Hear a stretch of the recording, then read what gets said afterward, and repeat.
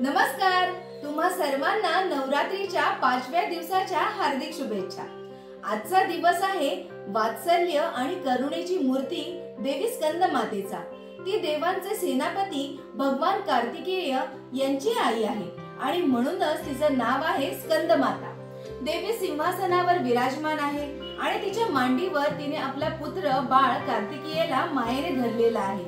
तिला 4 भुजा आहेत. वरच्या दोन्ही हातांमध्ये तिने कमळाची फुलं धारण केलेली आहेत आणि तिचा एक हात संरक्षणाचे प्रतीक असलेल्या अभय मुद्रेत आहे. हे रूप शक्ती आणि वात्सल्य यांचा अद्भुत संगम आहे. एकाच वेळी ती युद्धाच्या देवाची शक्तिशाली आई आहे आणि आपल्या भक्तांवर मायेची पारख घालणारी ममतामयी माता आहे. स्कंदमातेची पूजा करणाऱ्या भक्तांच्या सर्व इच्छा पूर्ण होतात असे मानले जाते. तिची उपासना केल्याने भक्तांना धैर्य, शक्ती आणि आध्यात्मिक ज्ञान मिळते. विशेषतः तिच्या कृपेने संतान सुख प्राप्त होते आणि मुलांचे सर्व संकटांपासून रक्षण होते. आजचा शुभ रंग हिरवा आहे, जो विकास आणि समृद्धी याचे प्रतीक आहे.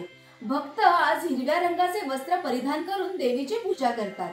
देवीला आज केळीचा नैवेद्य विशेष प्रिय आहे. यासोबत 5 प्रकारची विविध फळे, विड्याचे पान, सुपारी आणि लवंग अर्पण करून तिची मनोभावे पूजा केली जाते. चला आपण सर्वजण ओम देवी स्कंदमातायै नमः या मंत्राचा जप करून या करुणामयी मातेचा आशीर्वाद घेऊया.